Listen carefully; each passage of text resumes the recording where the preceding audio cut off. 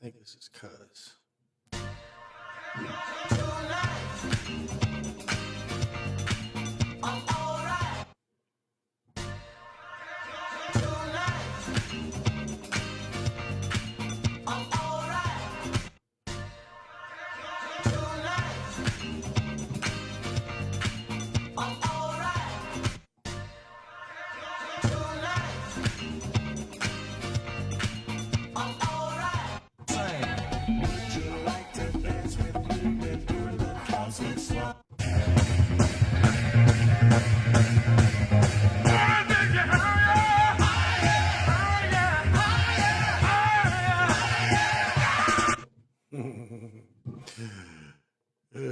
As I don't curse him out, and as long as I don't threaten him, I can say what I want.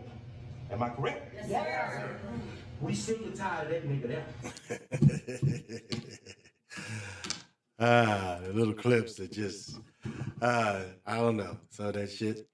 And tonight, we're going to thank our sponsors, Dude's Boutique, who keep me in my minks. And Surly Brewing Company. God, they had a big concert. I had to miss it because we went to see my son.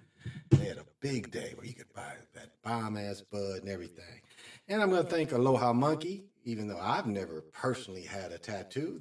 My wife and my son and my daughter, this is where they get their piercings. So I don't think they've never had a tattoo there. And so, you know, I'm going to burn some, this is my full moon celebration. Whoever sees this, whenever you see it. And, you know, remember the full, and I'm getting so many conflicting. It's like some says the full moon was last night. Some, when I first checked, it said it was tonight. So, but one thing that the Divine One, she'll speak about when I turn to her is she talks about, you know, there's the energy of the full moon is always like an 8 days worth of energy. It's 4 days before and 4 days after.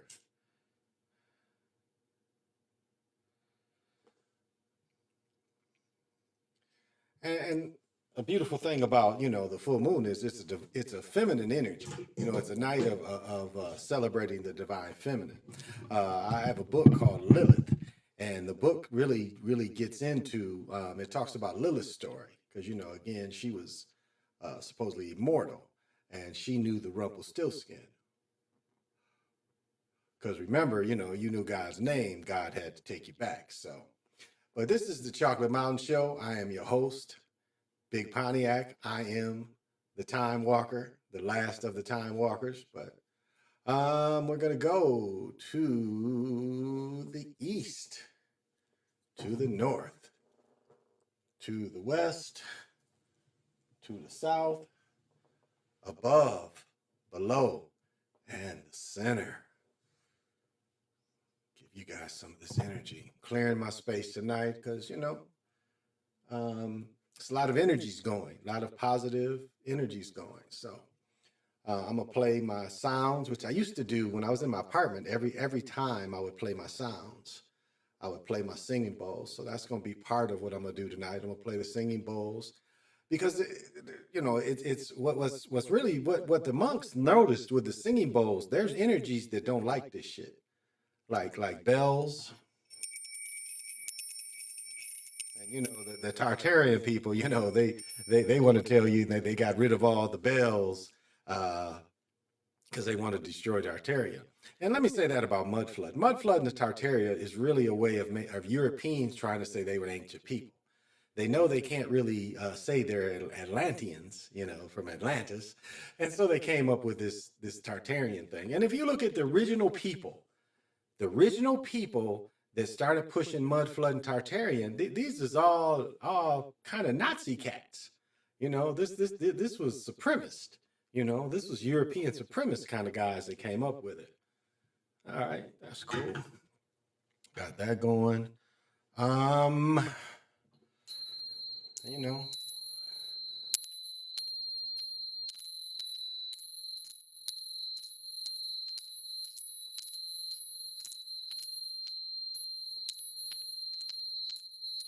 I lied. I said I was going to get my tuning forks out, and I did not bring my tuning forks is right over there, but I didn't bring them. I didn't get them. And I'm kind of locked in like a race car. I'm locked in like a race car.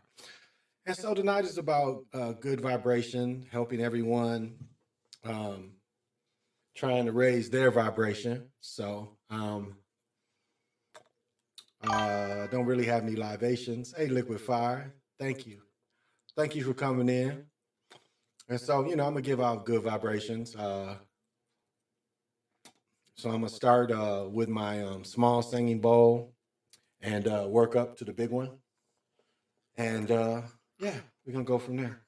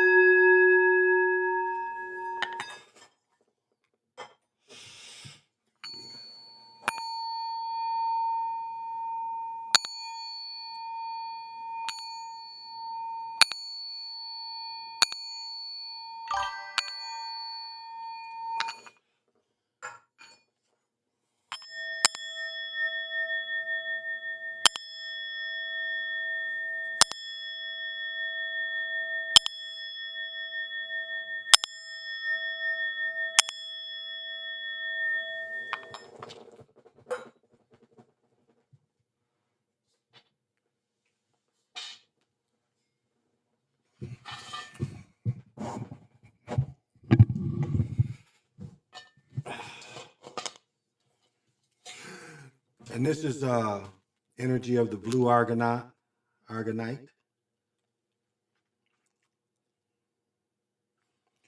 And this goes with my singing bowl. And the Virga is in the middle of the singing bowl. So this is a Virga energy I'm going to be sending out. So I want you to say, hey, that Virga energy hit me and I didn't know what was going on. So.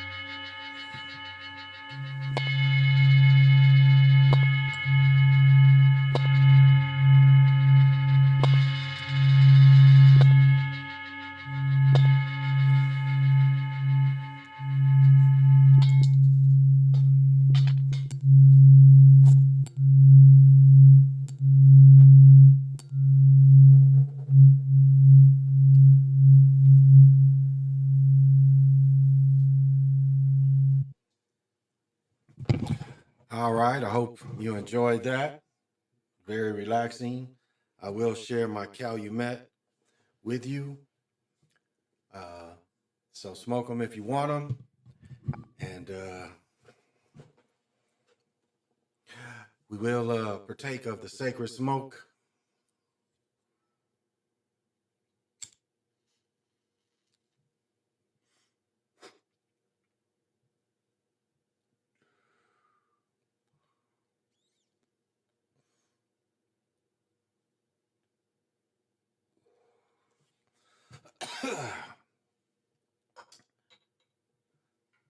So, hope you enjoyed that little bit. Oh, oh yeah. I have some Palo Santo. I keep some. I got some other sticks. I have some sage somewhere in here. Haven't been able to find my sage. As I've said in the past, I generally get my sage from the reservation because they cultivated. They cultivated. Ain't no shit that's been sitting it's fresh sage, and usually they have the white sage. So I usually get that from the reservation, and the reservation is about the casino reservation. The casino has a store, and that's where I generally get my sage from. So I haven't been out there. I don't play pickleball out there because it's a place closer now. So I don't go out to the reservation to play pickleball anymore. I play pickleball much closer. Matter of fact, now it's a church like around the corner from my house. So it just clears, it just clears the air for us all. That's all. It's a lot of energies, and again, this is a celebration of the feminine. If you really look at the sun, it's masculine, the moon is feminine. Isn't it what is it? Set and Haru, isn't Set the one that's at night, the moon, and Haru is the sun? Is it something like that? Maybe I'm getting that wrong. But um, this is a celebration of the divine feminine energies. Um, and what's special about this month is we're getting closer to where the veil lifts. As you know, even before the conquistadors came, it was a celebration. The Day of the Dead was a celebration that even the Mexicanos, later called, fakely called the Aztec. That's a made up name. They were called Mexicanos, and that's, again, I'm not using the proper uh, it's another way of saying it in Spanish, but basically Americans will call it Mexicanos, is what they would have called themselves. They were not. Aztecs is no such thing. A European dude made that up. He made that name up. So no such thing as Aztec. So, and so that's, the people, and again, it's not for everybody. This kind of celebration is not for everybody because everybody really can't get into the moon, to the stars. A lot of people, far as looking at the heavens as a spiritual thing, they'll look at their zodiac sign. That might be as deep as they'll go into, studying the heavens and studying the planets and even trying to connect with the planets. And this makes me tell my story before. I told a story before, and it's a way that you can connect with these planets. And I think I told the story many times before of how I used to connect with Jupiter. Like for a whole summer, I used to go out there every day, and I would take crystals out there. And then I was actually able to make a connection with the planet where the planet brought me in. And it's interesting, once the planet brought me in, the planet it adapted to a way to communicate with me in a way for me to feel comfortable once I was there. And the thing that blew my mind the most is they was like, well, it was one room where I always went to, and then all of a sudden they took me. It's like, no, we got to take you to another part of the planet. And it was literally like a type of subway almost, type of Tron kind of, where I just shot across to another bigger room where I was able to connect with the planet even more. So if you don't think these things have consciousness, that there's a type of consciousness in each and every planet. Even the sun has its own consciousness. Now I can't say if the simulator that they do put up there, because I've told many times the story of the simulators, where I caught two suns. One sun went behind the other one, so I caught the simulator coming in front. And some summer days, we get the simulator and we don't get the sun. And then, they can block the sun. The Matrix movies tells you that. It's like we were the one that scorched the sky. But again, they can make it rain. They've been able to make it rain since the 50s. Again, that was one of their main, when they fought in Vietnam, that was one of their main things to fight the Vietnamese, as you saw in Forrest Gump, where he said the rain went in all different kind of directions. He said one time it felt like the rain was coming up from the bottom and going up. And so they can block the moon. And there's full moons that they block. They obviously block because, again, they don't want you to experience the full. They don't want you to be able to go out there and bathe in the moon, because some people go out and they bathe in the moon. They go out there and, rub that moonlight all around them. Motivate. Okay. So, it's however you want to bring this energy in. I mean, and that's the cool thing about, the 8 days that you get to celebrate this, and then being October, and October, as I mentioned before, is the month of the Day of the Dead. And it's a beautiful time. And that's something I didn't give thanks to, was the ancestors. And I think it's really like when you meditate, because a lot of times you do need the ancestors to give you a push in some kind of ways. And so it's good to thank the ancestors. I think Hathor, I think Akhenaten, I think Jimi Hendrix, and I think my ancestors. Am I missing one? Oh, the Great Pakal. That poster right back behind me, where they try to say it looks like he's in the spacecraft, but he's not. All he's showing you is that he came out of the sacred jaguar, and then so he learned the ways of the omen, and he highlighted up to the Quetzalcoatl. So, and that's what that poster is about. It has nothing to do with he's trying to be a spaceman. But again, when Europeans can't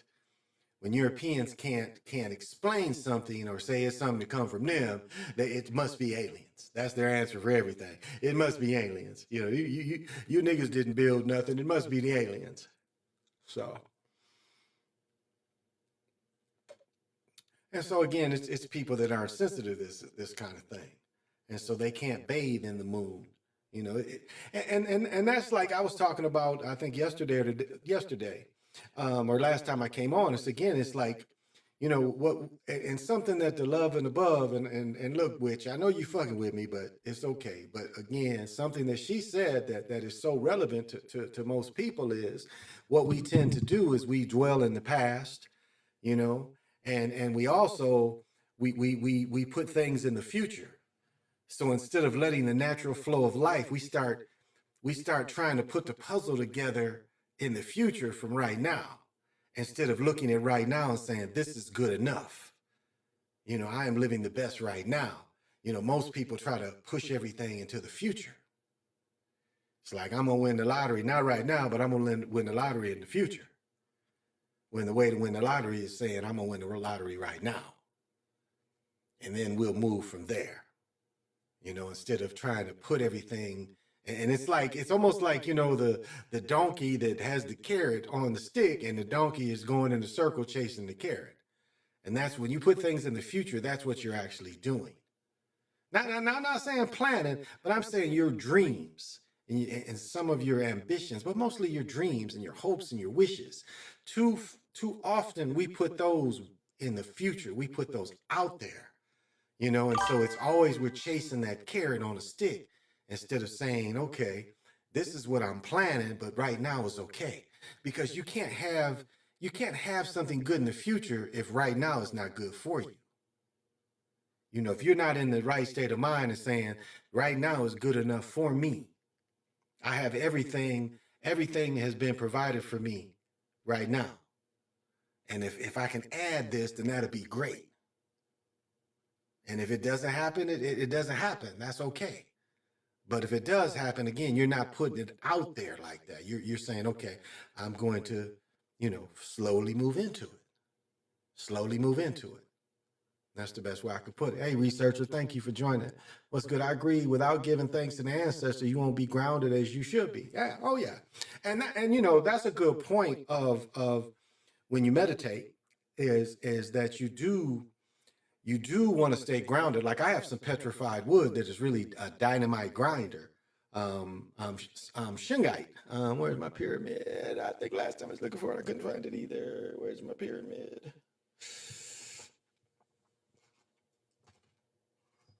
I don't know where my shungite, but shungite is another grounding. I usually keep my square, maybe my square is up here because I'm on the second floor of my townhouse. And so it's good to have a shungite pyramid because it also helps grounding. And so what happens is like if you're not grounded when you astral travel, it's almost I would dare say it's almost like being a ghost because there's nothing, you're floating instead of going into it wholeheartedly. When you astral travel, you're too floaty. It's like when you go in and you start seeing all the lights, and you should, depending on how old you are and how far you are into it and into yourself, like at my age for the last probably 20 years, I see where I'm going, and I've been there several times. And there's things you can add to where you're going now, and that's what quantum of science says, doing the work, because you can add things to where you're going. And one thing I was able to add was the skull library, and like when they say things is etched in stone, they mean that shit. And it's like to get rid of some of these family curses, you have to go in stone and remove that shit or scratch that shit off. And I think for the skull library is a perfect tool to do these kind of things, because the skulls have like all the knowledge, and all the skulls are connected. So the skulls is what people don't realize, they're one of the biggest portals, because even though like the crystals, all crystals are related, but they don't have the network of togetherness that the skulls have. Almost all. So it's like if this skull ain't got it, this other skull ain't got it. And that's why I keep my skulls up here with a Darwinian, excuse me. And so, when I'm searching for something, it'll bounce off all the skulls. I've got all the skulls, and then they'll start looking for what I need. And so that's something that we all have the ability to do, is start adding. And I'm not talking about riches. It ain't like you don't, when you go into that shit, you don't need riches, And it's like I was saying, how Time Walker walks on light, but a Time Walker also can ride a neutrino. And there's nothing in the universe that can capture a neutrino. Shit. They try to catch neutrinos. Like we're being bombarded with neutrinos and we don't even realize it. They are constantly moving, and there's nothing that can catch it. Light can be caught. Like I've said with the Time Walker, light can be ridden on like a surfboard, but light can be trapped. So far, they haven't come up with anything that can trap a neutrino. So you can ride a neutrino through the universe and forever. Because this is the thing that goes away from black holes. It is born out of the black hole, but it gets away from that motherfucker. And it says, okay, I'm on my way, and ain't nothing else here can fuck with me. And that's what, living forever is. You saddle up and ride the neutrino, and, you join Source or wherever you want to join. Me, I just take my place amongst the Time Walkers and hope that there's someone that is I can pass this information to. I can pass this spirituality to. Because the time walking papers that came to me from Turtle Gang definitely was meant.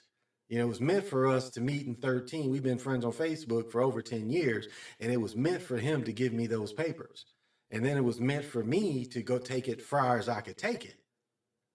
It opened up everything, because it pointed right to the Mayan, right to the Omen. That's what it opened up for me. Like, okay, it connected me to all that. So, and so that's, immortality. Riding a neutrino is immortality. I mean, it really is. And it's one of the strongest forces out there. And so you ain't got to be stuck in gravity and stuck, the rotation of the planets. What they show is the planets don't move, out of order. They just stay in order. And that's, again, because everything is basically man. and they're part of the equation. They're part of time.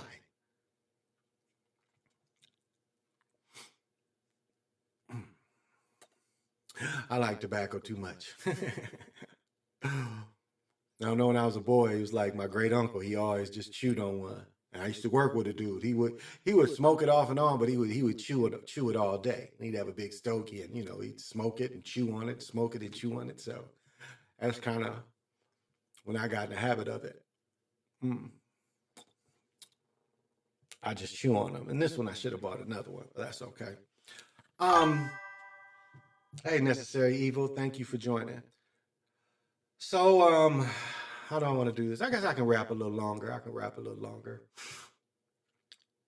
And it's like the one divineness I'm bringing in. Like we had kicked it for 6 months, and the one thing is, she thought like I've told you before, I can remote view.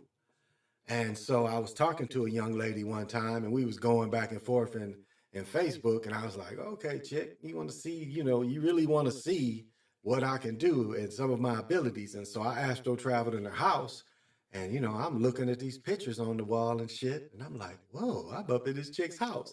And then I saw where she was texting from, and I was like behind her throwing these spiritual arrows at her ass. She was like, oh, you could just see her. She didn't know. It's like, thinking maybe her back was itching and shit, but I was tearing her ass up with them spiritual arrows. And so the one diviners said that, that was cruel. And even though she didn't know the woman, that she thought that was too mean and I was too mean of a person, which, okay, well, wasn't meant to be, which was okay because I met my wife and things are great for me, so it wasn't meant to be. She doesn't seem to mind because, again, she can go to my page anytime and say, quit showing this shit. So I do show it, and I think it's good work, though, even though it's from, I have to, what day is this? This is, so let me see. Trying to get a date on here. I don't see it. I think we recorded it in 19, maybe 19. It was before COVID. So we kicked it before COVID. So maybe 18, 19, we kicked it. So something like that. But it's a good, I'd say it's a really good. So those of you listening, if you really want to get into meditation, it's a nice little, it's about 20-minute meditation. And so, yeah, I think I'm going to let it go because, again, I'm not going to try to stay up all night. I'm going to try to get my lazy ass up and play pickleball. And so for those of you who want to do the meditation, I am going to show. Yes, right here. All right. I'm going to start it right here. And again, this is the one divineness. And those of you that want to get into the meditation part, you are welcome to.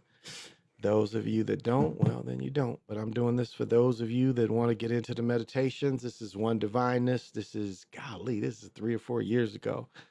But I'm going to let her bring it in. And if you want to participate, then participate. If you don't, then that's okay. I'm going to stretch my legs and let you listen to some of my old work. And open, be relaxed, listen to my voice, follow my voice, and we should have a good meditation. All right, let's go ahead and close our eyes. Palms up. We do the palms up to receive. And we're going to start with some breath work. So as you breathe in, you're going to breathe in through your nose, and I want you to breathe down to your belly. When you breathe down to your belly, I want you to expand that belly. As you're breathing in, I want you to focus on breathing in love and light. Then I'm going to have you hold the breath. And then after we hold the breath, we're going to do an exhale. You're going to exhale from the belly out through the mouth. I'm going to give you some numbers. We're going to count this. So as I'm asking you to exhale, I want you to breathe out anything that's heavy, anything that you're carrying, anything that is keeping you from your dream come true, from your wishes, your desires in your life, and give it to the Creator, to Source, to God. When we do the breath work, just relax. Just be calm. No worries, no stress. Do the best that you can. Don't worry about the counting if you can't make it to the full counts. It's okay. Do you. Okay, let's start with the first breath. Breathing in through the nose. 1, 2, 3, 4, 5, 6. Now hold it. 1, 2, 3, 4, 5, 6. And now exhale from the mouth. 1, 2, 3, 4, 5, 6, 7, 8. Good. Push it all out. Let it all go out. Next breath. Breathing in through the nose. Love and light down to the belly. 1, 2, 3, 4, 5, 6. Hold it. 1, 2, 3, 4, 5, 6. And exhale from the mouth. 1, 2, 3, 4, 5, 6, 7, 8. Again, pushing it all out. Good. And last breath. Breathing in. 1, 2, 3, 4, 5, 6. Hold it. 1, 2, 3, 4, 5, 6. And exhale from the mouth. 1, 2, 3, 4, 5, 6, 7, 8. Good. Releasing it all, letting it all go. Now we're going to just do a scan of the body. So what we're going to do is we're going to start at the top of the head and we're going to move all the way down to our feet. I just want you to go through the body and release any tension, any stress, any tightness you may be feeling, any stuck energies. You're going to imagine it going down a drain, or you can just give it to Mother Earth. Mother Earth will recycle that energy. So don't feel bad that you're giving it to her, just release it to her. Or like I said, just imagine it going down a drain, like you're standing in the shower and you're just washing it off. So let's start at the top of the head, releasing anything that is tight, just letting it go. Let's move to our forehead, any tightness in the brows, your eyes, letting go of any stress. Moving down to your ears, your cheeks, your nose, your mouth, your jaw, chin, releasing any tightness in the shoulders, going down your arms, into your elbows, your lower arms, your wrists, your hands, your fingertips, letting go of any stress, any tension, any tightness in your upper back, your chest, lower back, your stomach, releasing any tension in your hips, lower legs, moving into the thighs, the knees, lower legs, your ankles, your feet, your toes, just letting it wash away, just releasing it, giving it to Mother Earth. Now I'd like you to take an inventory if anything still feels tight, going back and giving that area some love and allowing it to release.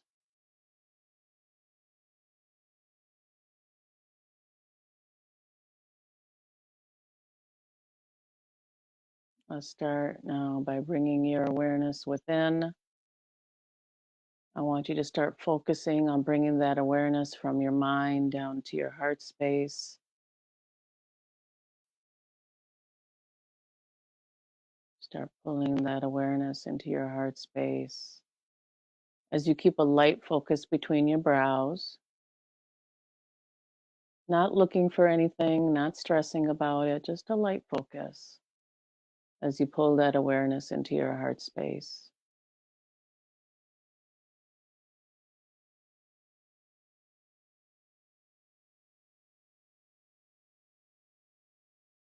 And gently pulling it down. As you do so, I want you to listen to the sounds in the room that you're sitting in. Maybe the fan is blowing or the heat is blowing. Just allowing those sounds and not attaching to them.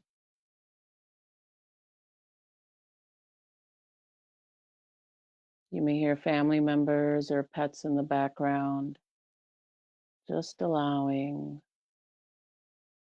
as you keep pulling that awareness into your heart space.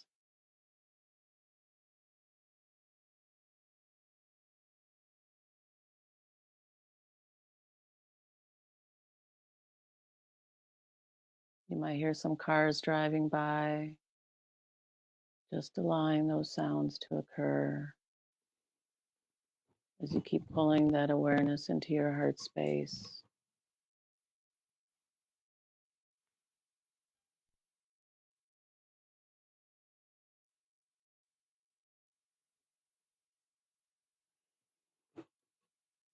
You're just being. Nothing needs to be done in this moment.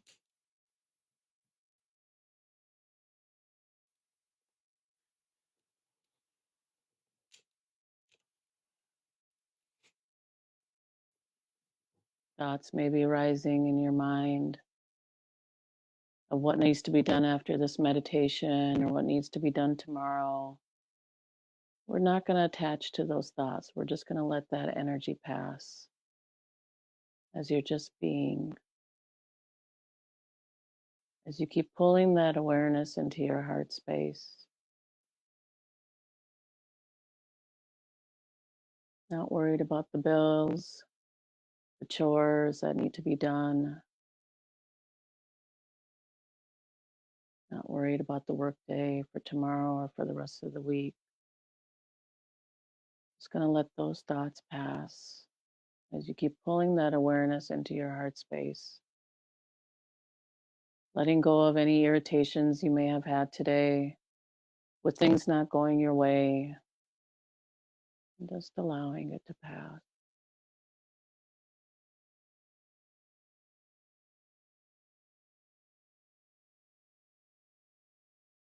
As you sit in meditation, you may feel some numbness or tingling. That too shall pass, not attaching to it, or just being. Keep pulling that awareness into your heart space.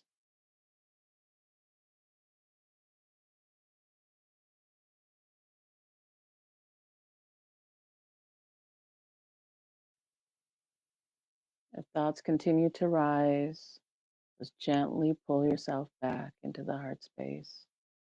Gently bring your awareness in.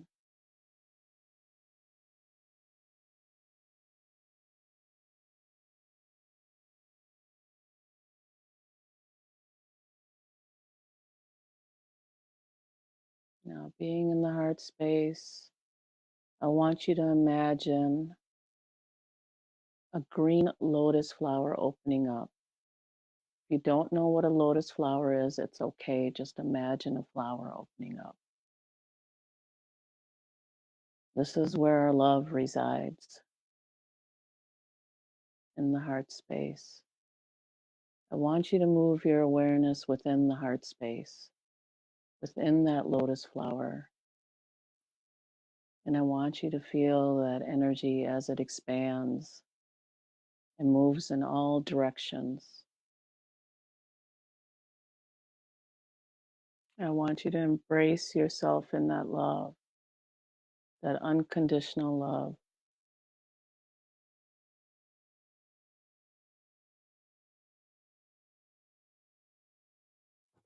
And send out that same love to all beings.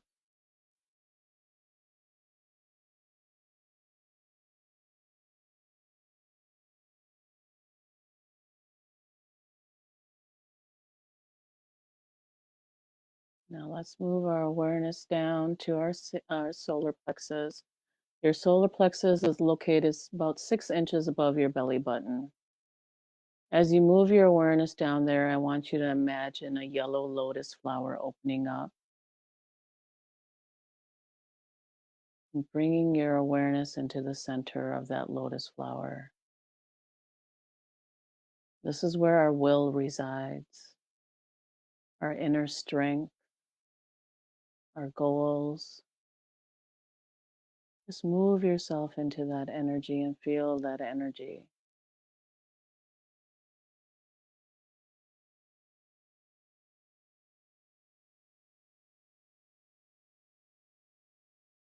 Remember, we're not doing anything,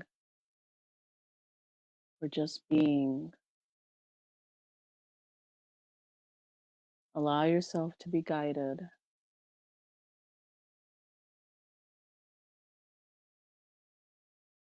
Now bring your awareness down to your sacral. The sacral is located between the hips, below the belly button, where our sexual organs are. I want you to imagine an orange lotus flower opening up. This is where our passion and creativity sits. Bring your awareness into the center of the lotus flower.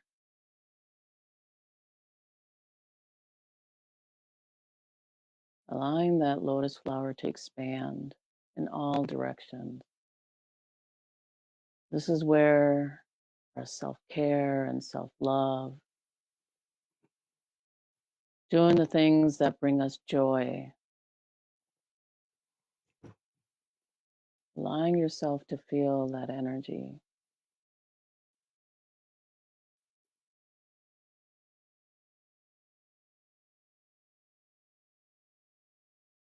Now bring your awareness down to your root chakra.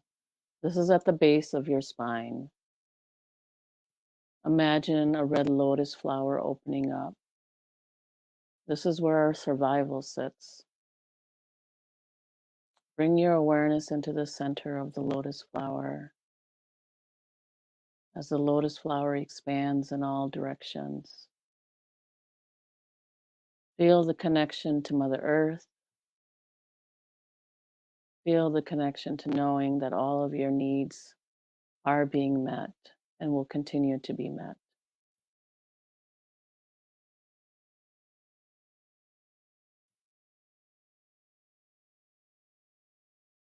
Now, as we go in and ground ourselves to Mother Earth, I want you to feel yourself rooting into Mother Earth as I guide you down into the center. Just rooting yourself, letting yourself go, anchoring yourself into her energy.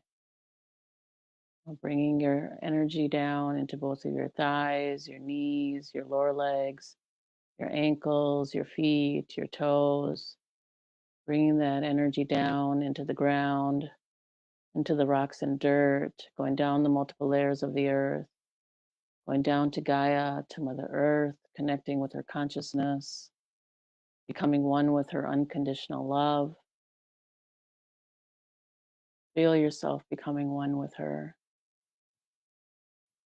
We thank you, Gaia, for the blessings and graces that you give us. We thank you for all that you do for us on a daily basis.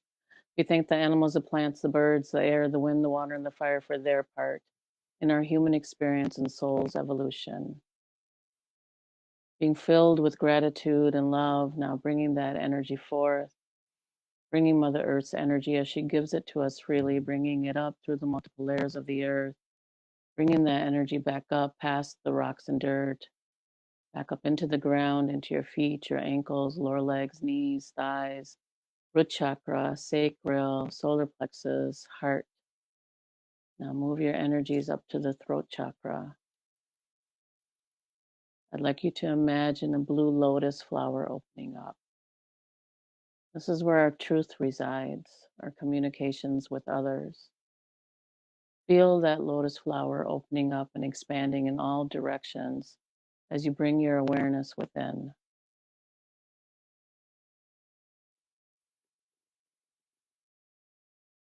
Feeling the energies.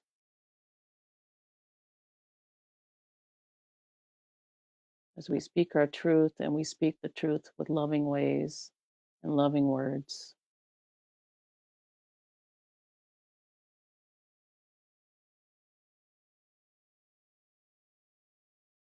Now bring your awareness up to your third eye. This is between the brows. You're going to imagine a purple lotus flower opening up. As you do so, bringing your awareness into the center as it expands in all directions. This is where our intuition or our connection to a higher self resides.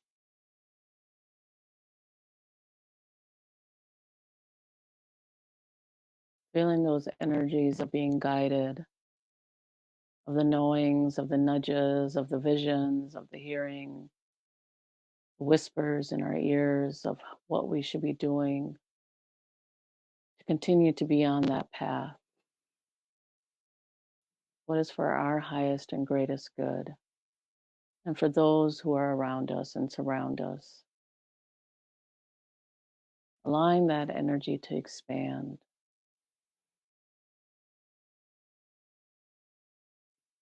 Now bring your awareness up to the crown chakra. The crown chakra is right above your head, outside of your body. Imagine a white lotus flower opening up. This is where our connection to wisdom and to the divine creator resides. Feel yourself moving into that energy as the lotus flower expands in all directions, allowing ourselves to be guided, knowing the truth that we are all one.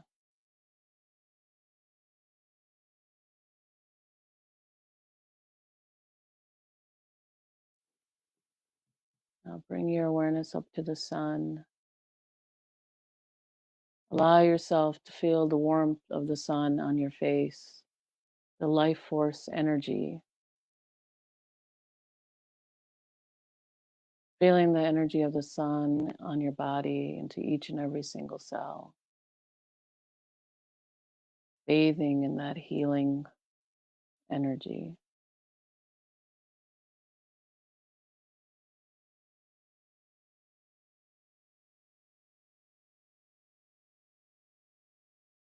Now bring your awareness up to the full moon, where the feminine energies resides.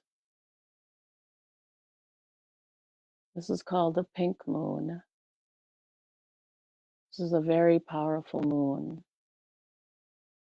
Even though the full moon energies were the highest yesterday, we still have the energies for 3 more days.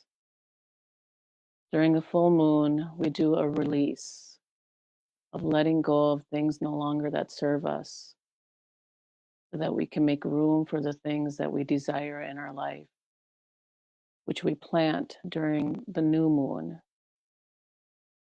This moon is also requiring us to be grateful for all that we have.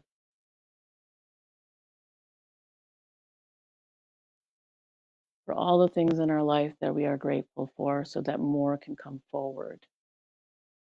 I'd like everybody to take a few minutes at this point and go ahead and say the things that you are grateful for in your mind towards the moon, and then also recognizing the things that you'd like to release and asking the energies of the moon to help assist with that. So let's take a few minutes and do a release and do some gratitude. Galactic Mountain so much, he's a regular. All right. Thank you, One Divineness. That's for you. That's for you.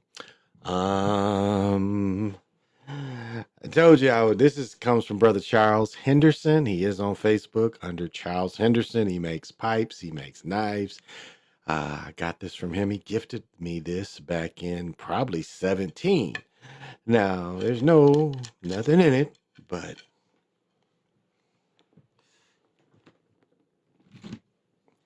as I've said, it's clogged up at this end. But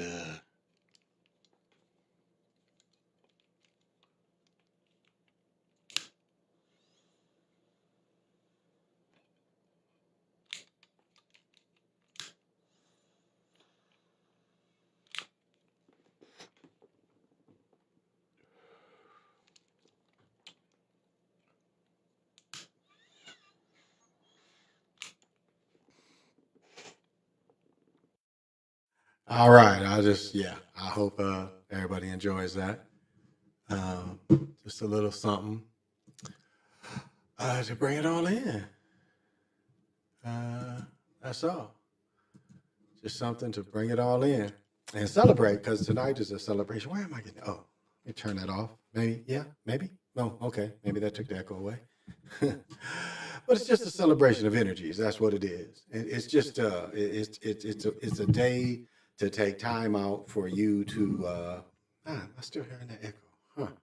For you to celebrate a natural phenomenon being fake or being real. You know, we know, because like everything, just like everything, even though it's real, it's still fake. You know, that's pretty much what it is. You know, it's just like events. Even though the event appears to be real, it's still this reality. It's a lot of fakeness to this reality, and that's why you are all you really have. It's you and your mind and how you deal with this fakeness.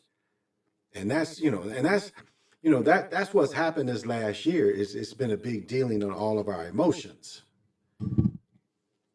And so, it's like a lot of people um, definitely can't think for themselves. And that's why when Rockefeller said, he's like, we don't want, we want bees. We want worker bees. We don't need a whole lot of intellectuals. We want worker bees. And it's like my last time I tried to work, and it just became too much. But it was a book place, but it was like there were flowers all around, and you could see the way the workers were working, that they were bees. My son worked at Amazon, and the videos I've seen, again, there's places that really want you to be a bee.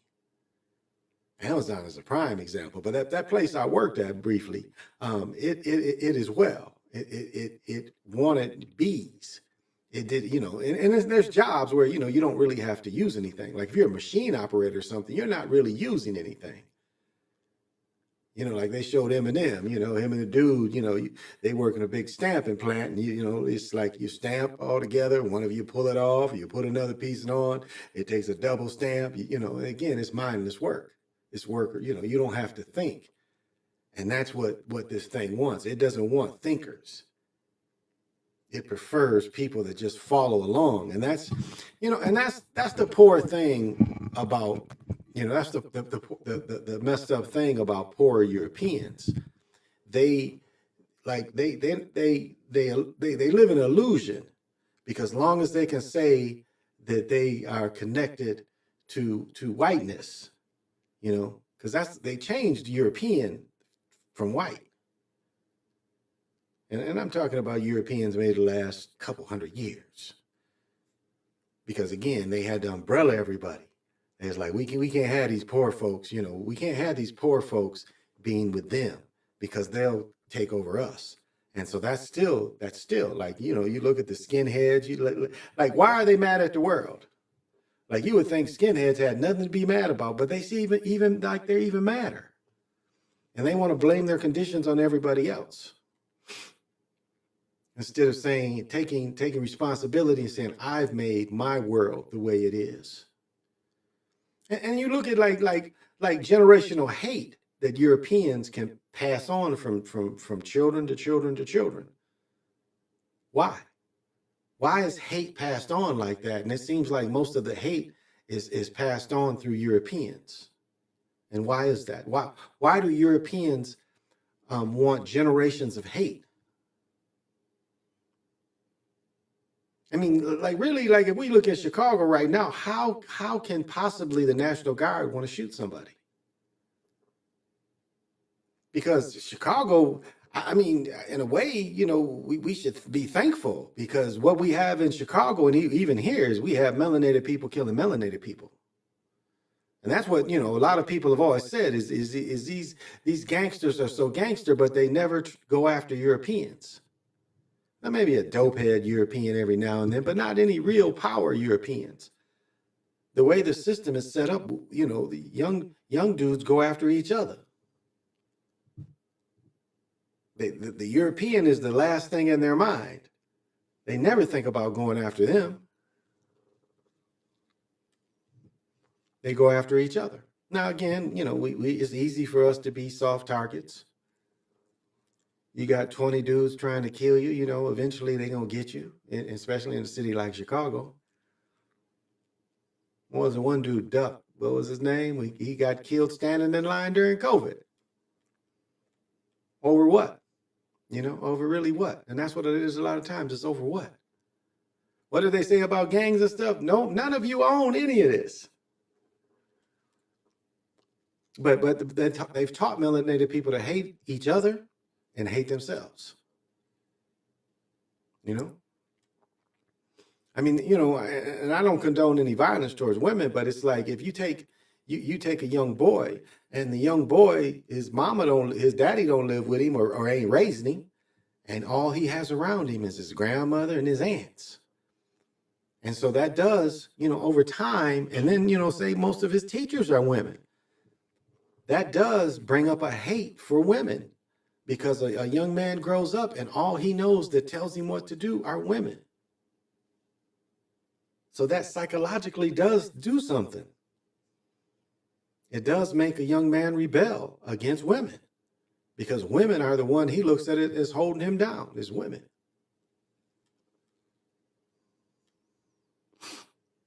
And so sadly, we see a lot of young brothers raised like this, where all their life women tell them what to do. And so when they get older and get some size, and intimate with whoever they kick it with, when they explode, they're not really exploding on that one woman they're with. They're exploding on all the women that were in their life, and not just that particular woman that's in front of him. The hate is coming from all these women. Now, the one in front of him is going to take physically, but that's, and again, I'm not justifying it. I'm just saying that's a way of looking at it, because in this reality, that's what we see for a lot of young men. I mean, look at sports. When they show, success, who do they usually show? I mean, back in the 60s and 70s, they would show players, and the camera would go on the players. They would all say, "Hi, Mom." I probably could go to old NFL films and find you the 60s or 70s, and everybody say, "Hi, Mom."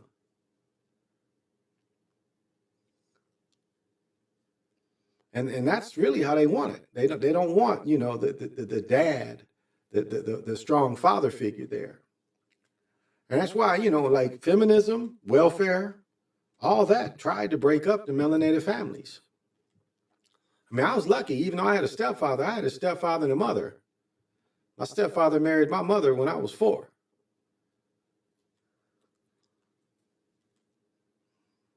And before that, I lived with my mother and her mother and father when I was really young. When my mother and my father broke up, they broke up when I was about 2. So most of my life, I grew up with 2 parents. And so it wasn't hard for me to have a balance. It's like my daughter's been going to church, and I mentioned earlier about a book called Lilith. Lilith is the original story of Rumpelstiltskin. If you know the God's name, you can have the God's power, or whatever is a kind of a release by knowing God's name. But I told her, I said, read this book because, you've been going to church, but I want you to get a balanced idea to know that the divine feminine is just as strong as what the church puts out as this Godhead male. Because the divine feminine is just is like nature. Nature is looked at as feminine. But what used to be a commercial, you can't fool Mother Nature.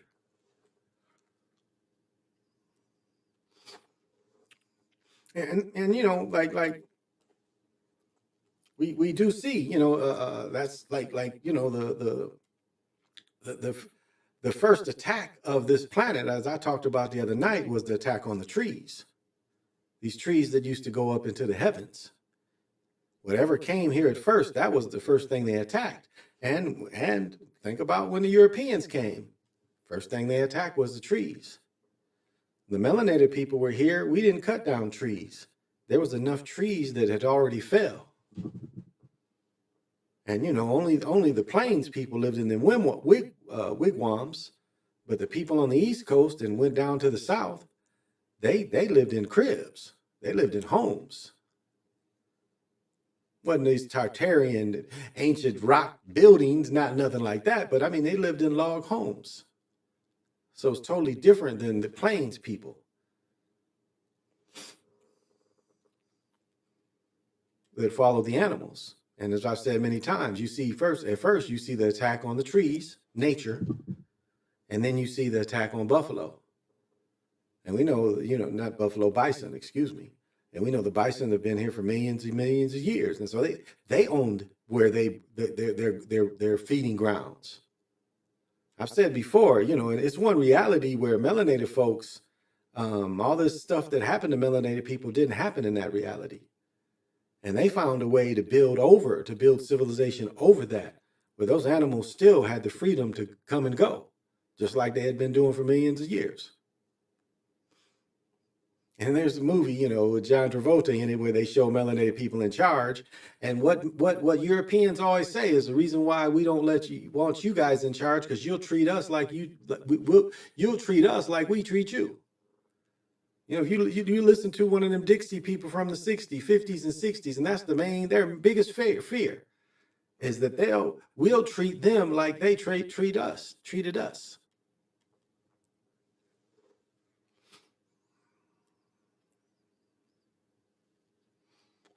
And I heard one dude say, civilization, a lot of inventions came from melanated folks.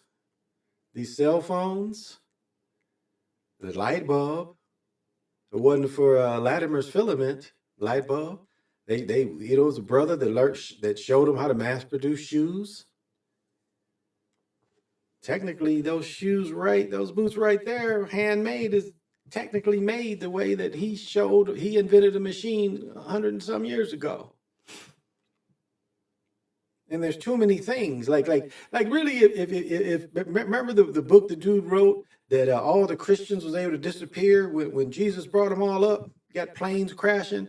But what if okay, melanated people say, okay, we're gonna disappear, but we're gonna take all our shit. Think of how much technology would disappear from them or whoever's left if no melanated people were here and no melanated people didn't contribute. Because we know that's not true, But that's the way they say it, that only the big Christian nation built everything.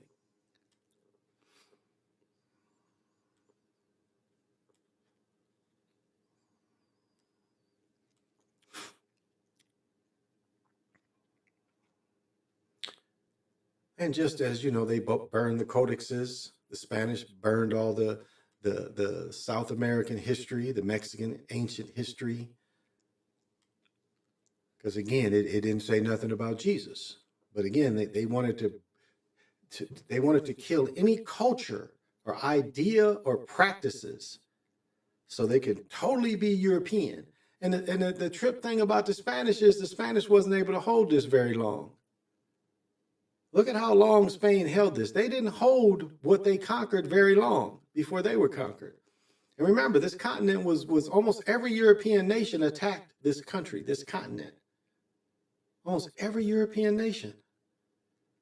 There's not any other nation on this planet, and I guess we could say Africa, the continent of Africa too. But other than the continent of Africa, we were attacked by every European nation at some time in history. I say maybe not Russia. So, hey, General Peace, thank you. Thank you.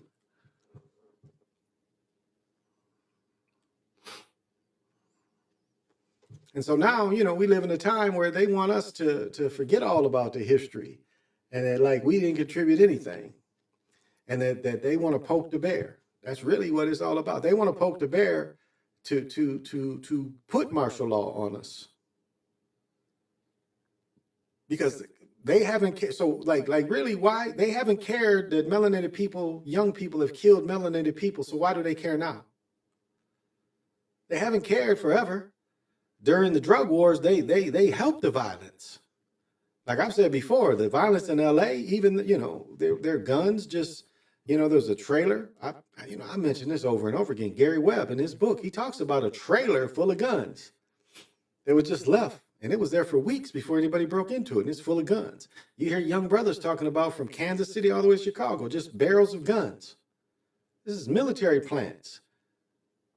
And as we see the first violence come in LA because of the drug war on each other, what again, we see military type of killing because that's what they do is they start the military type killing. They put people there.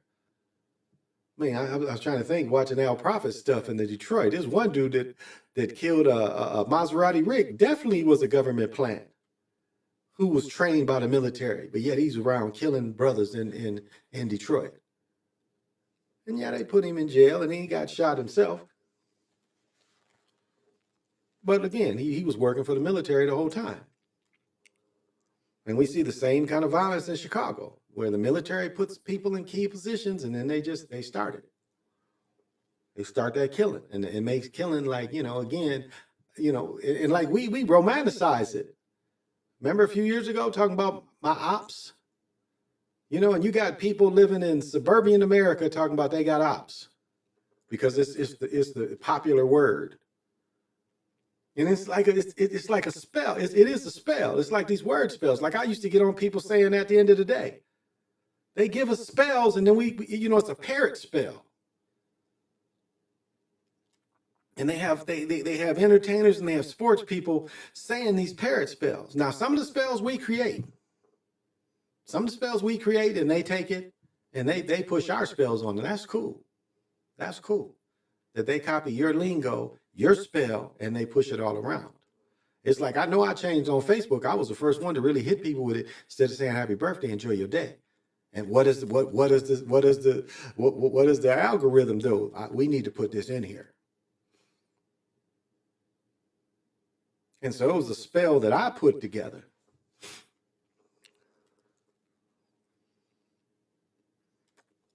To make the thing adjust to my spell.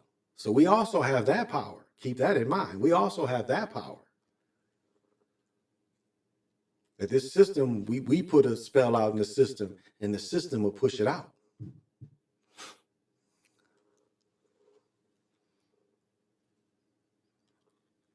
I mean, we're stronger than what we realize. And again, like what real enlightenment in this day and time is, real enlightenment again is that you know that you have done all you can and at the best you can. That's enlightenment. That you accept how you are and that everything you have is more than enough. That's enlightenment. You ain't got to wish, you ain't got to want. You just like, everything I have is all I need. I've got my health, I'm loved. That's enlightenment. These are the things that show that you did enough work. I mean, it's like it's cool to have a lot of friends, but most people should have, some close friends, acquaintances and close friends. My best friend, we've been friends. His son is, let me see, they'll be 20. My daughter will be 20. So I met him. So they're 19. We've been friends for 17. Out of the 19 years I've lived here, we've been friends for 17. Our daughters are 2 weeks apart. And so I'm able to keep a small circle, so my energy is small. And that's, that's what I talk about on this thing. The bigger your channel and the more people watching, the more people that are some ways feeding on you. Especially just commentating. And people don't even realize they're being fed on. Again, the dollars from this and whatever it is. And we see people, again, artificially pushed.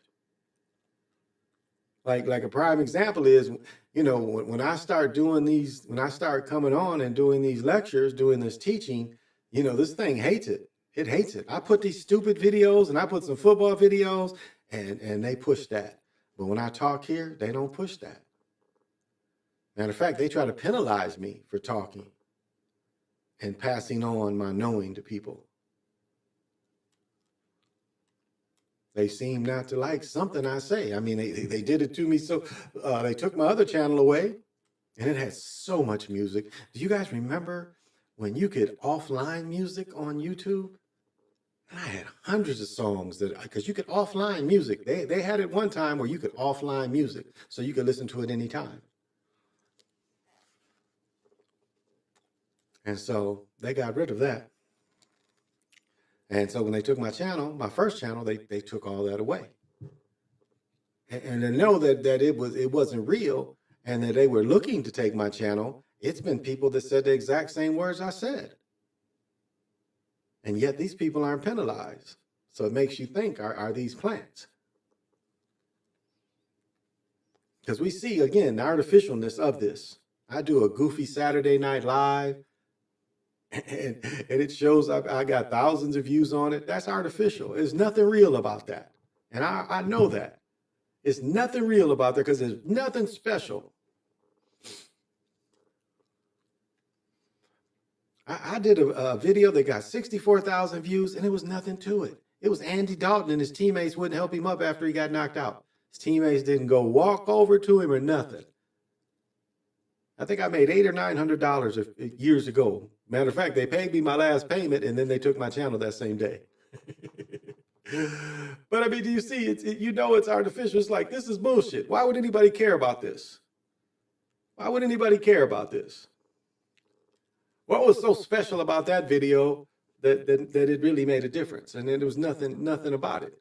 So we see a lot of what this shows out and the information that this ABC puts out, that is a lot of fake stuff. Ain't really real. You can't trust it. It's something that they can build and they can take down at any time. And so if you play along so much, they tend to push that. But that's okay, because it's less people to feed on me. That's how I look at it, it's less people to feed on me. And and it's okay for people to take the information. It's not like that's not cool. That is cool that people get the information out. Because that's part of doing the work. It is I've said for years, I give freely. Like, none of these, when I talk, do I charge or do I try to make money off of? So I can pretty much, say what I want, because I'm not looking at this as making money off these talks. I ain't, this channel's been up 5 years. The other one was 14 to 20. The other ones, it was 6 years. And it's not one time I've ever come on here and asked for anything from anybody. That you see me saying, I don't care about likes. I don't care about none of that. Cash App or none of that. I don't, I have what I need. So I don't need to come to anyone to ask for it. And there's a lot of, there's a lot of hustling out here. And sometimes it surprises me, people talking about they so enlightened, but they got all these things to sell. And some people have some things that are helpful. They sell minerals, sell crystals. I mean, those are helpful things. It's not like every kind of hustling on here. But it's like, how many T-shirts, how many hoodies, do you need with so-and-so's information on here, It's like, what? There's nothing else you can hustle but T-shirts and hoodies? Well, it seems like that's a lot of routes. I go to the comedy shows all the time, and it trips me out when you go to comedy shows and they got shirts. They ain't trying to sell no minerals, no crystals, or nothing like that will spiritually lift you. What they have to sell is advertisement for them, because that's what they've shown. That's what they've shown to get a little extra hustle money. And so, to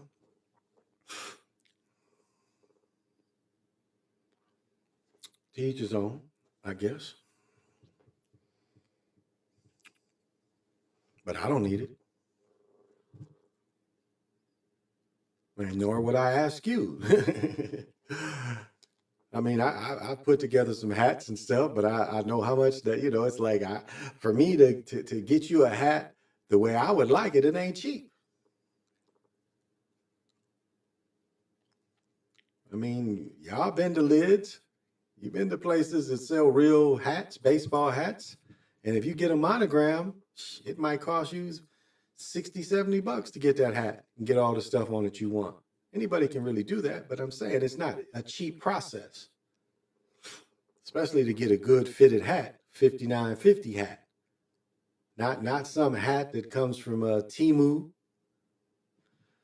And let me get into Temu too. Now, something you need to understand that they've went away from is you want to wear as much cotton or linen, but especially cotton, as you can. You want to wear cotton clothes. That's why the spandex, the Lululemon, Athletica, these aren't cotton things. These things are not cotton. Cotton is natural. And that's really like even underwear now. A lot of the underwear is made of, synthetics. You want to wear the less than synthetic things that you can. The shirt is cotton. My underwear are cotton. These sweatpants I got on, the only synthetic thing I'm wearing is this hat. That's it. So every day in all your clothes, that's why in wintertime it's great to wear furs. It's something real. It's not synthetic. I mean, you get a stronger vibration from wearing cottons than you can wearing the synthetics. But what does the world push to? Now they don't even want you to wear leather coats. They want you to wear the pleather coats. And when you get Sheen and Temu, them clothes ain't cotton. Most of that shit is artificial, and a lot of stuff is type of plastics or even petroleum based clothing. And so, what kind of vibration is that kind of stuff going to give you? I mean, it lowers your vibration. Not to wear cotton, not to wear leather, not to wear sheepskin, shirling. As the weather gets colder, that's the kind of thing that, even goose down, feathers. Even though you got a goose down, you got feathers in your stuff. This is something that's alive, that was once alive. So the energy of it is a lot better for you. That's why when you are furred up and from hat to coat, I mean, this is a lot of energy that comes off of that, positive energy. Instead of wearing these pleathers. That's why I like about Carhartt clothes. It's all quality canvas, which all comes from cotton. And so they sell very little synthetic clothes. Most of their clothes is cotton.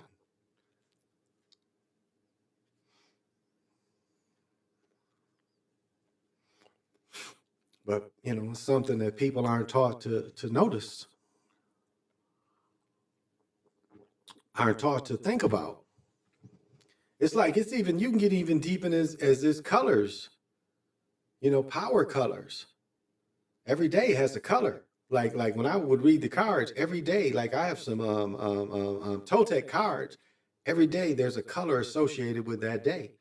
That's what's beautiful about the Mayan calendar. Every day there's a color associated with that day.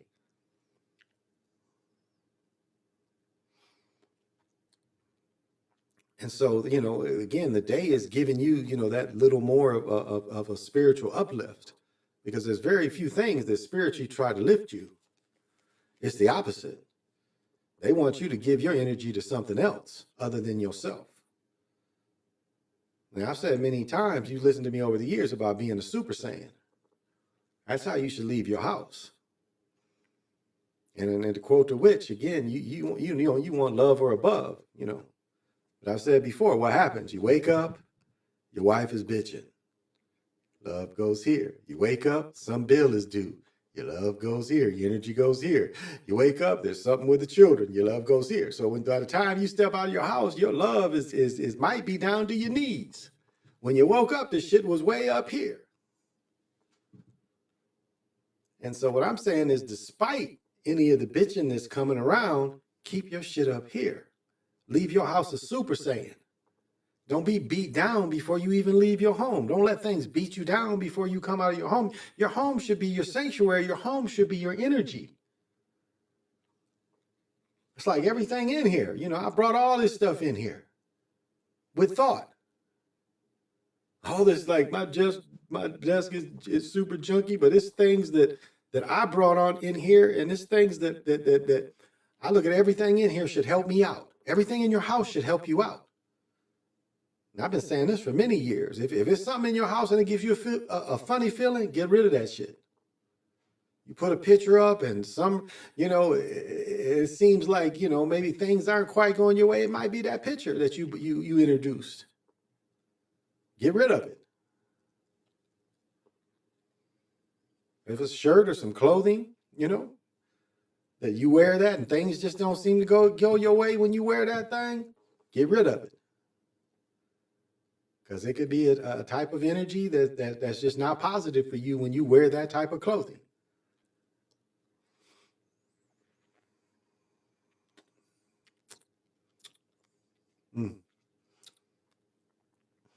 From sucking on cigars, I don't get cigarette smoking. I mean, I can feel kind of the calmingness of the tobacco, but I don't know if I could just smoke them. Like I've been chewing on these little ones for at least 5 years, and I ain't never smoked one. And it does give you kind of a wave, kind of a mellow wave. But I don't know if I could smoke it.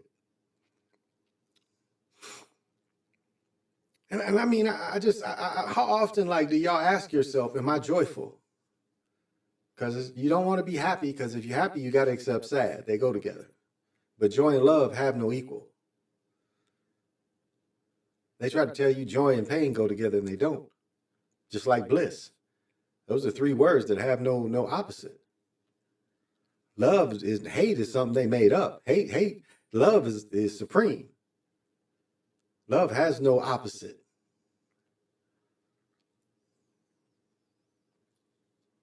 Love stays by itself. Love and hate ain't the same thing. That's what they try to tell you. Just like happy, you do have to accept sad. Because again, look at the words. Happy, sad. It's a teeter-totter, Happy, sad, it's a teeter-totter. But joy and bliss and love are by themselves.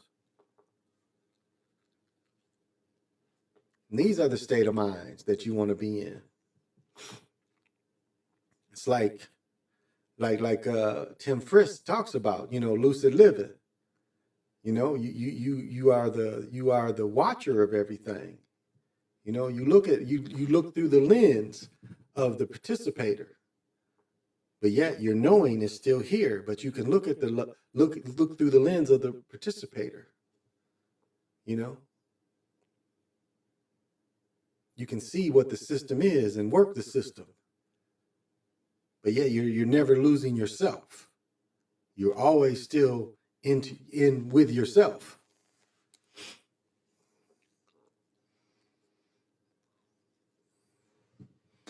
And that's why, the self-hate is a motherfucker. Like, how can you hate yourself?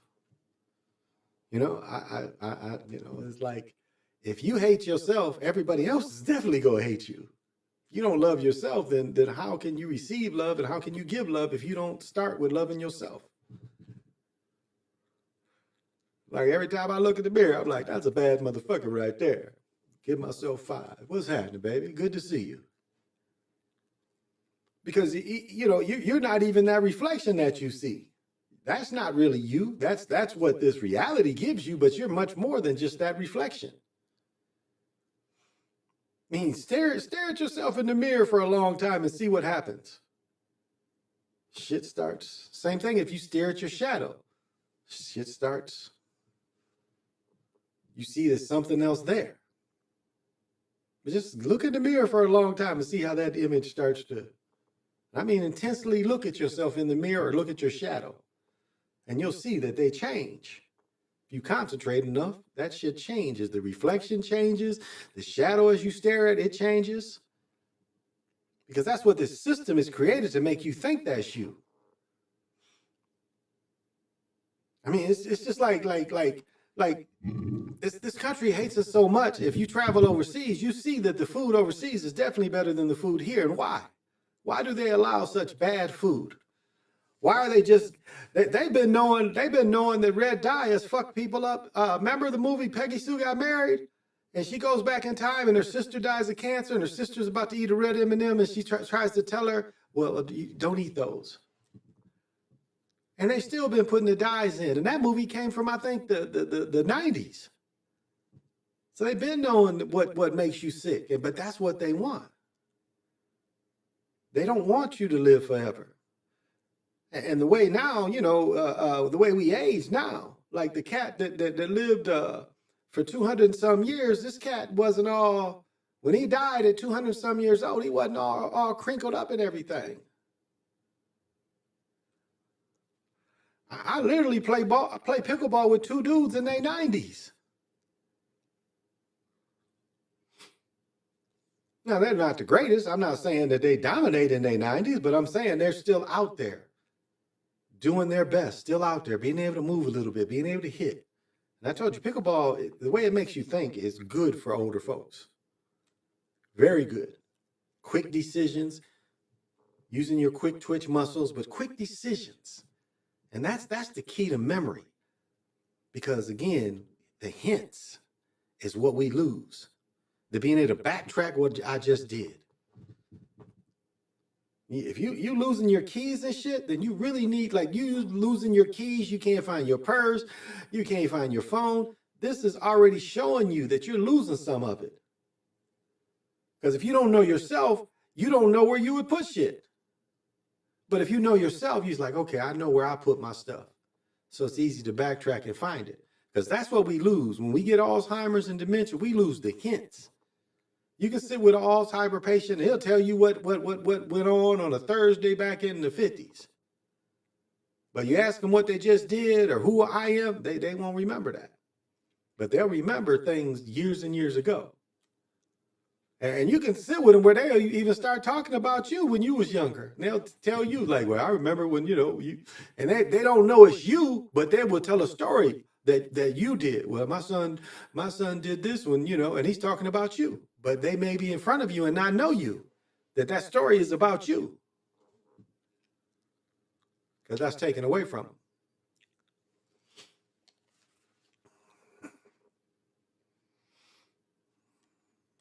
That's why it's important to do memory things. It's very important to do memory things, to know yourself, to know where you would put shit. That is really important as you get older. I mean, it's like, I'm 64 and it's like, it's 10 years, 10 years, I'm gonna be quite old. I mean, my daughter, I'm 50 years older than my daughter. I am old as some of the grandparents that we're around. And yet this is my 14-year-old daughter.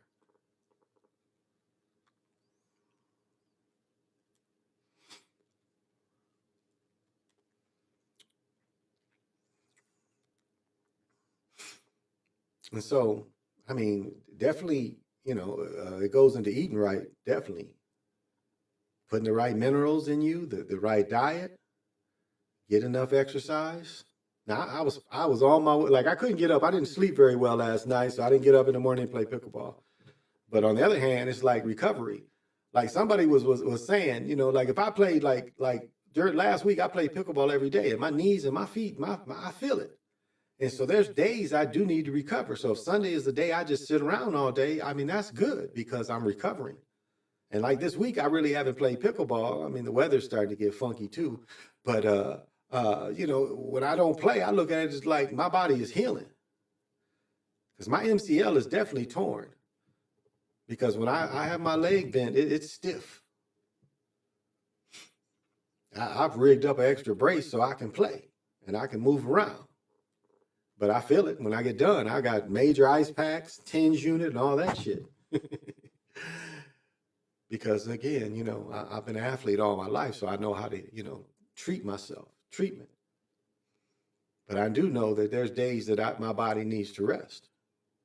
It's like my shoulder's messed up too. I need rotator cuff on both sides, surgery on both shoulders. But again, if it's not bothering me terribly, why go through it all? I've got enough issues.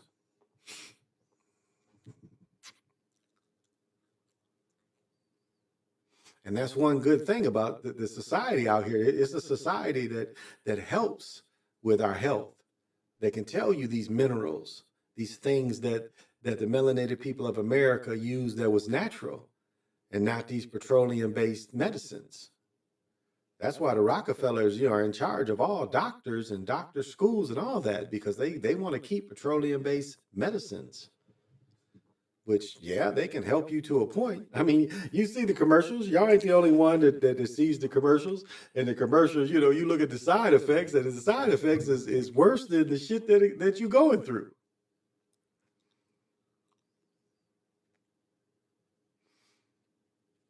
When you start looking at that stuff, the side effects is a motherfucker. It's like, damn. And to be healthy, when you go all through that, it's like cancer. Would you want to go through all that radiation just so you can stay here longer?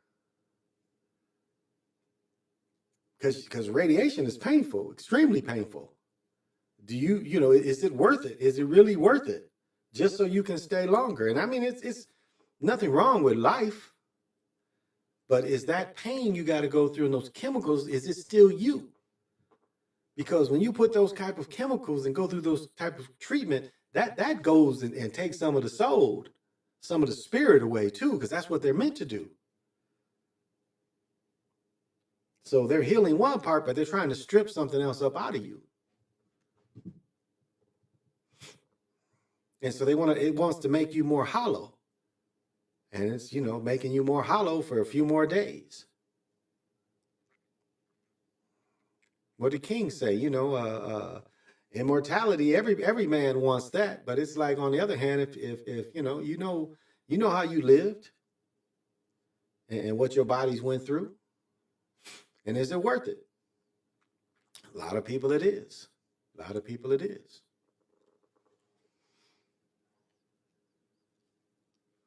I know I've got a friend. He's been a lifelong friend, and he's 91 years old, and he's going through it. He's on dialysis. I mean, he's not living a great 91. He's having a lot of issues now.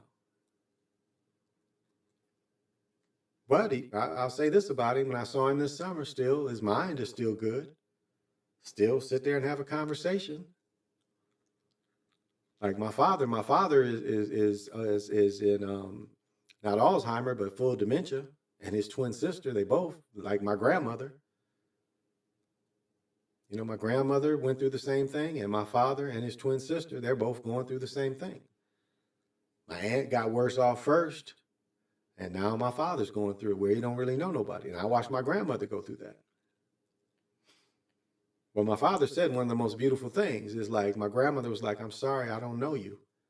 And my father said, "That's okay. I know you."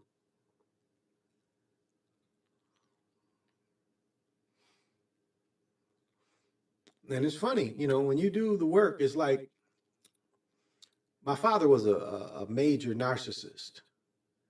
And now he's paying for that, being a narcissist. And it's hard being raised by a narcissist, because even though you're their child, they put themselves above you because of their narcissism. But again, my father was raised by a narcissist, his father. So really, I'm the one that's breaking that spell that everything ain't just about me. It's funny. I was, my time when I was successful in sports, my father was like, well, you need to learn how to be humble, which was helpful too. It was helpful when he told me that.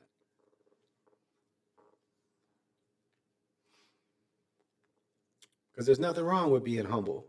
Even when you're successful, there's nothing wrong with being humble.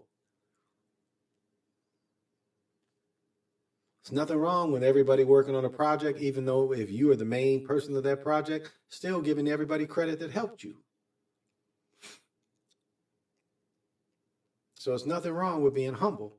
But it's funny hearing a narcissist say something about being humble. It's funny.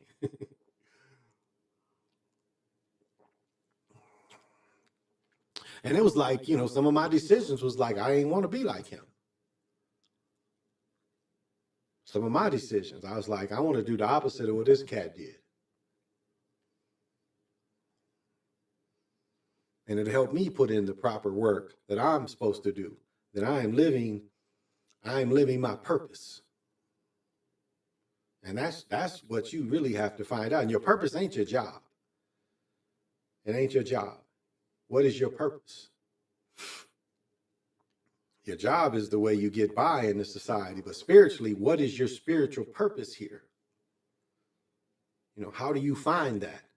And that's the problem with all the religions is they want you to pull from something that's outside of you.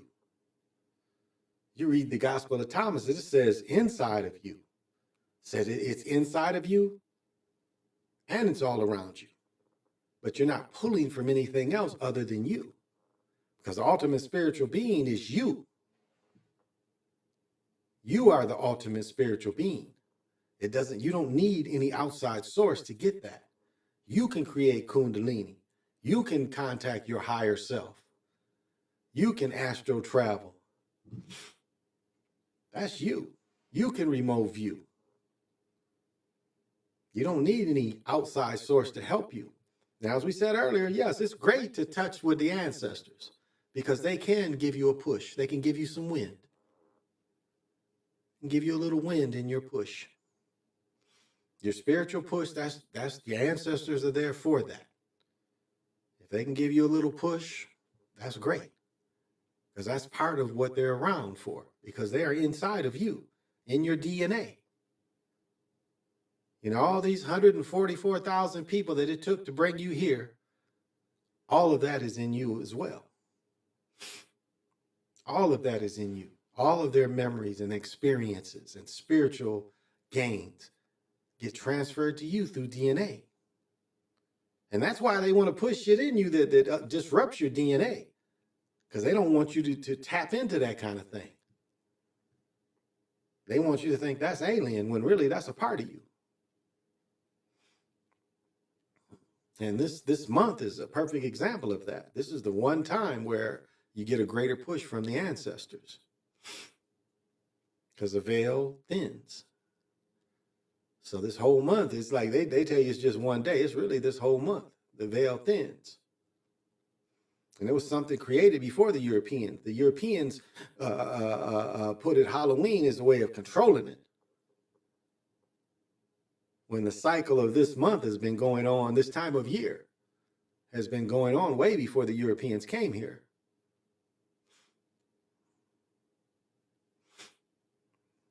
So this is something they put their stamp on as trying to control it. But yet it existed before they came and their control.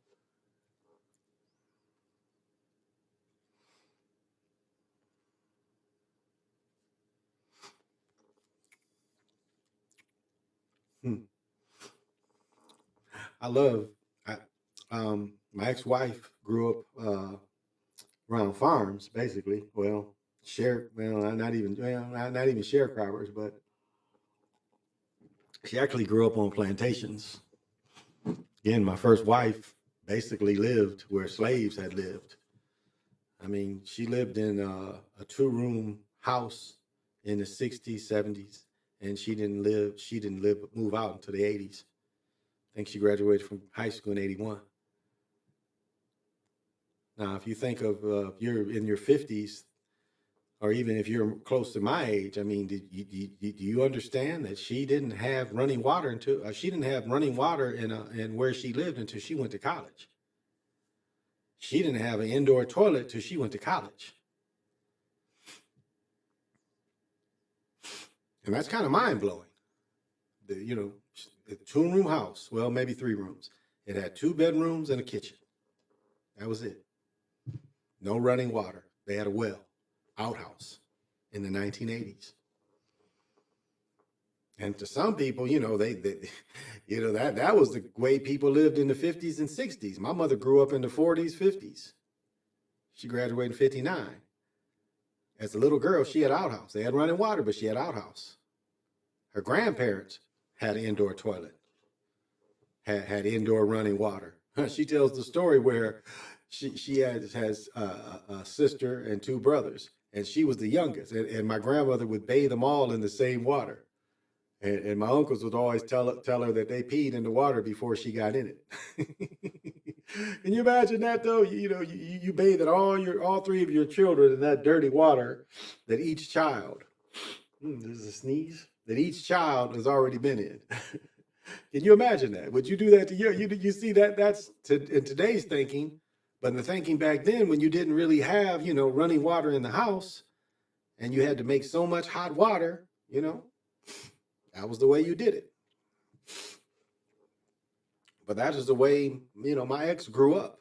And I couldn't be more proud of her today. We didn't make it very long. Well, I mean, we were together probably 10 years, but to look at where she came from, and she's been in the same house for the last 30 years that we co-bought, when we settled, I was fine to let my children live in that house.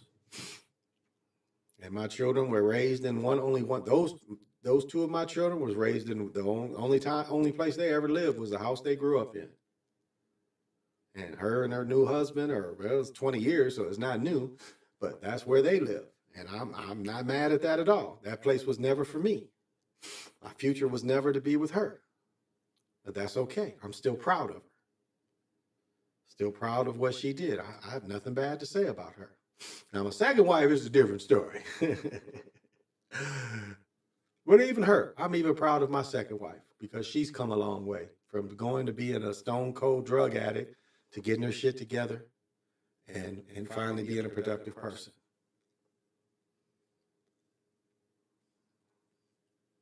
And so that's positive. That's positive. And our children together are grown. Two of my wife's, our children are grown. I have, 7 children, well, really 8, but 7 that I raised, and all of them are grown but one. And my older boys used to say how I treated the younger children different. But again, when you're a younger person and you have younger children, there are different stresses on you. When you're younger, there's a lot more different stresses, a lot more expected of you. You are trying to balance a lot of different weights. And so it does, your patience is different when you're younger. Now, if you're a laid-back person, then that's great. That's great if you're a naturally laid-back person. But a lot of times when you're younger and you try to have children, and you're trying to have a family, you're trying to balance the time with your wife, balance the time with your children's activity. I mean, your patience is different when you're younger. It just is. That's one thing that age and wisdom come with, is patience. And experience, and different experiences of ways of raising children. It just, you mature.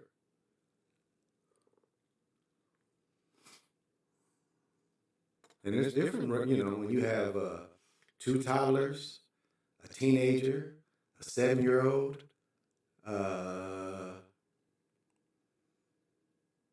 12-year-old. I mean, it's different. It's different compared to, when you get older, they're teenagers, and again, it's different things with dealing with teenagers. But, the more experience you have with children, the more you see even how to deal with the teenagers because you've been through it before. And, once they hit high school, the time flies by. Just as I'm talking to you right now, when my daughter graduates, it's like tomorrow. That time is going to go so quick when she's going to be on her own and leaving. That time, it goes quick. Life goes quick. I mean, life really does go very quick.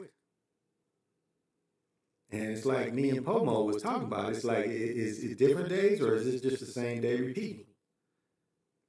And when you don't work, that's what you see. You see it's just the same day. It's just not different days. It's the same day over and over again. It's like really Groundhog Day.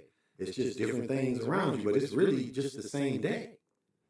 It appears like it's different days, but when you live and you understand this system, it's just one day that just continues.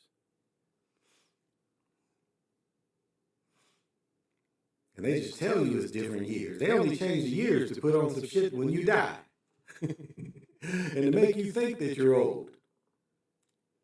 That's why, there's so much attack on memory in this system. In our foods, like I was talking about earlier, in our foods, in the environment. It's so many things that want you to age. Like you look, one reason they said that, like you look at people in the 60s and 70s, why they look so old is again, is people didn't used to drink water. People just didn't drink water back then. A lot of people were dehydrated. And the cigarette smoking was so natural. That's why when you see shows of the 60s and they show people just constantly smoking, that was really how it was. I mean, can you imagine that? You go to work and everybody's smoking, the office is full of smoke. Person next to you, you got a desk here and the person next to you, and you got 3 or 4 desks around you, everybody's smoking. That's how people used to have to live. I mean, the not smoking offices, I think, came in the 80s and 90s.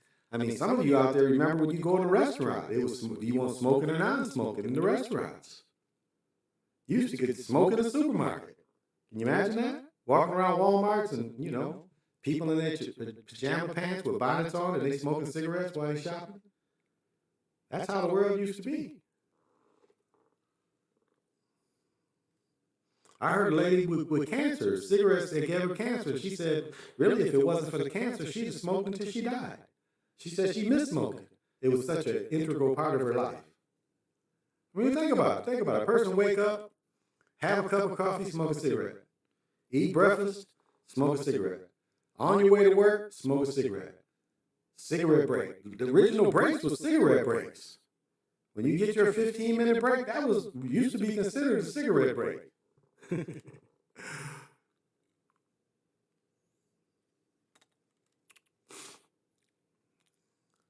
Oh, I want to shout out to Lobo. Lobo caught the 42 with Puffy, so shout out to Lobo. That was a good catch. They gave me, 4 years and 2 months? 42? They can't wait to do that. They give you the 42 or the 24. That is a mark on us, as well as 59. So we call it Jackie Robertson. That's why you see, you see these brothers wearing 24 or 42. Again, they're marked. That's a mark. That's why Jackie Robertson's movie was called 42. It really meant nigga. That's what the movie really meant. But they were trying to hide the fact. Well, I think this is enough. I think I gave enough out. Thank you. I don't know if I'm going to come on tomorrow. I know I got to get my picks in, but I definitely going to look at the injury report before I make my picks this week. So definitely got to do a little more research, because a lot of times the games come up so quick, it's kind of hard to write them down. Sometimes I have to do a couple weeks in a row. So I'll be doing my picks. If not tomorrow, probably Thursday morning. If not tomorrow. So. Well, this has been the Chocolate Mountain Show. This is the full moon. Thank you, One Divineness, for letting me use your meditation. I appreciate it, and I hope it doesn't offend you. I know I haven't said anything to offend you, but thank you for letting me use it all these years. I appreciate it. It's a gift. I look at it as a gift from you that I cherish. So thank you very much. For those of you that are watching this in the next 3 days, 2 days, you can still meditate with it. I gave out the music, I gave out the sounds, and so I'm going to end it with my cousin. Let's hear what my cousin got to say.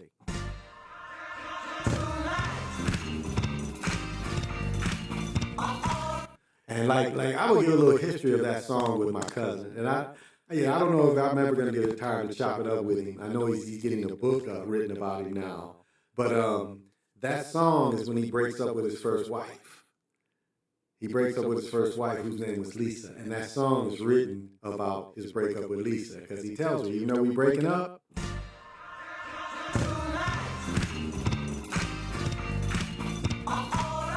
So that's what he's telling her. Tonight, no matter what happened, tonight I'm all right. Well, this is Big Pontiac.